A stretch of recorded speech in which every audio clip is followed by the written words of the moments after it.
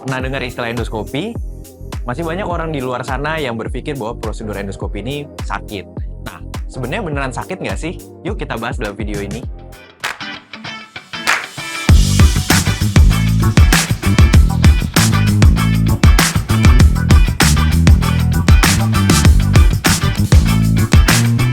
Halo sahabat Siloam, perkenalkan saya Dr. Randy Adiwinata. Saya adalah seorang dokter spesialis penyakit dalam yang berpraktik di MRCCC Siloam Hospital Semanggi.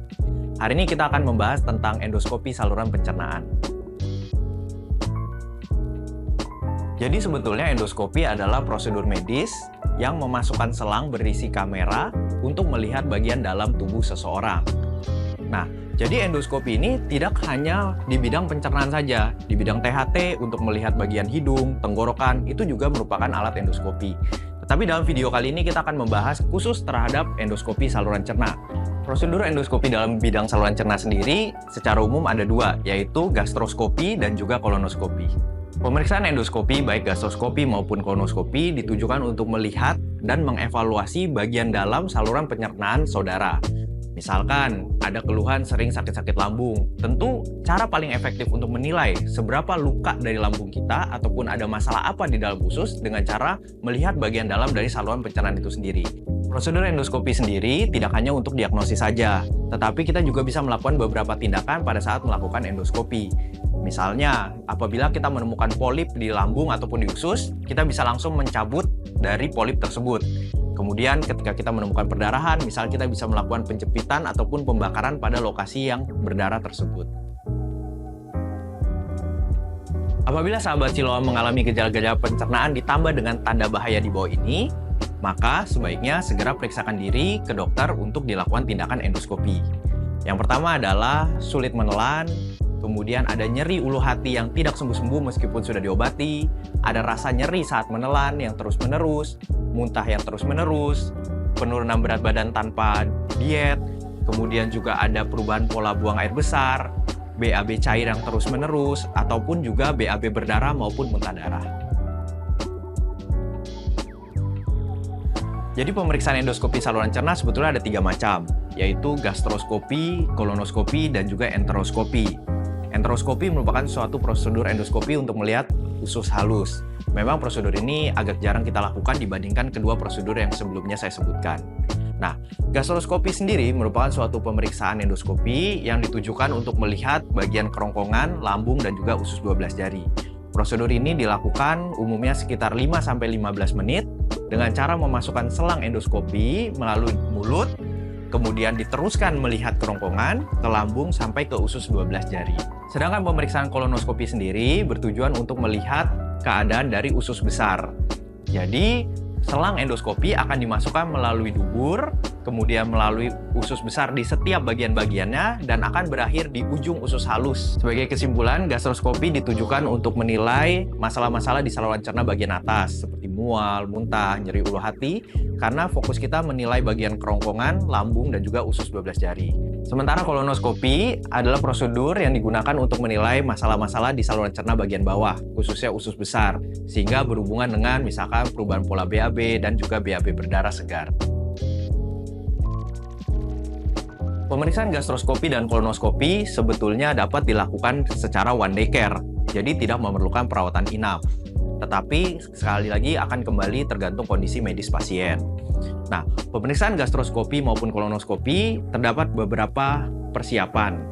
Persiapannya tentu kita akan bertemu dengan dokter terlebih dahulu untuk menanyakan kondisi pasien, apakah ada riwayat obat yang akan dipakai, riwayat penyakit dahulunya, adakah darah tinggi, ataupun kencing manis, dan lain sebagainya yang dapat mengganggu tindakan prosedur itu sendiri. Kemudian ada pengambilan darah, serta pemeriksaan rekaman jantung, dan juga foto ronsen pada kondisi tertentu untuk memastikan semua prosedur dapat berjalan dengan lancar.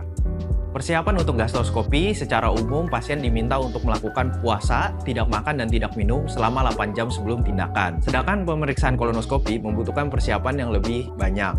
Hal ini berupa 1 hari sebelum tindakan kolonoskopi, pasien dianjurkan untuk makan rendah serat, sehingga kami hanya menganjurkan untuk makan bubur kecap, telur putih, ataupun roti tanpa menggunakan selai. Kemudian, pasien juga akan diberikan obat pencahar beberapa jam sebelum tindakan untuk membersihkan saluran cerna bagian bawah, Tujuannya agar ketika dilakukan peneropongan, tidak terdapat kotoran di dalam usus besar.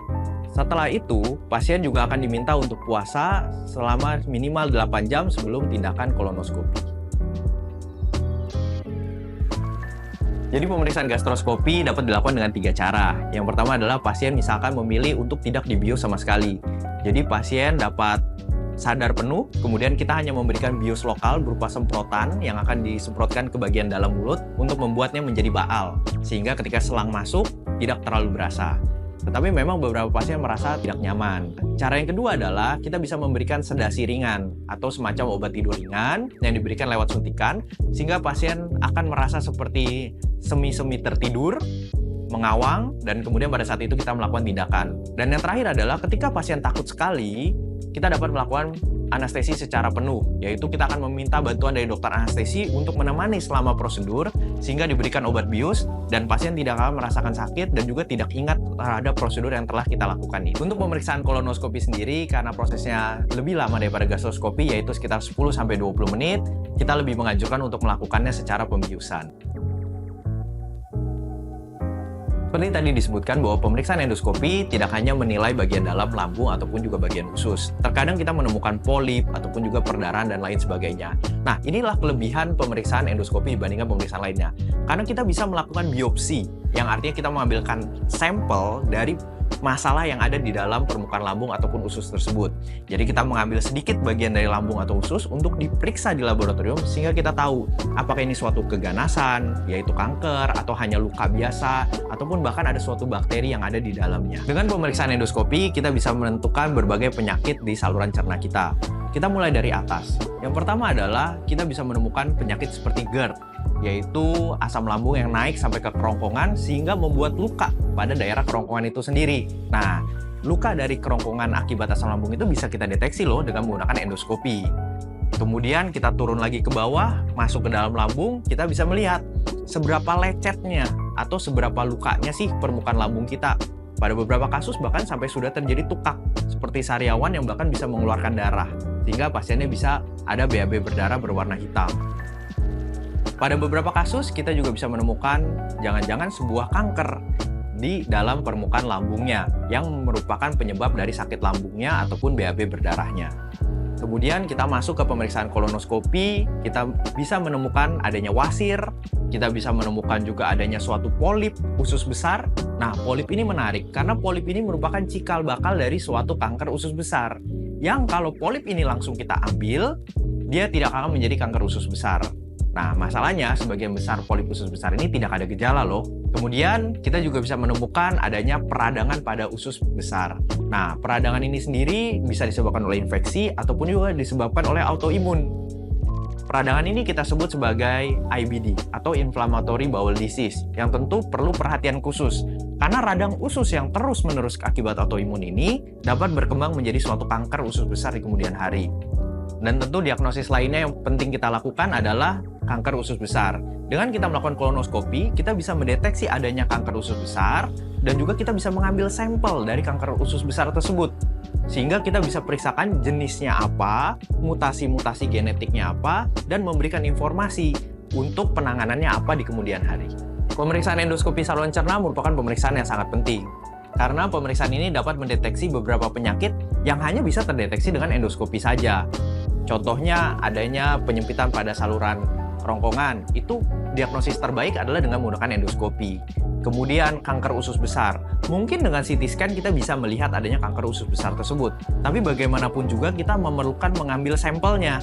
Nah, itu kita ambil melalui prosedur endoskopi. Jadi apabila sahabat Siloam mengalami masalah pencernaan, segera konsultasikan kepada dokter Anda. Salam sehat.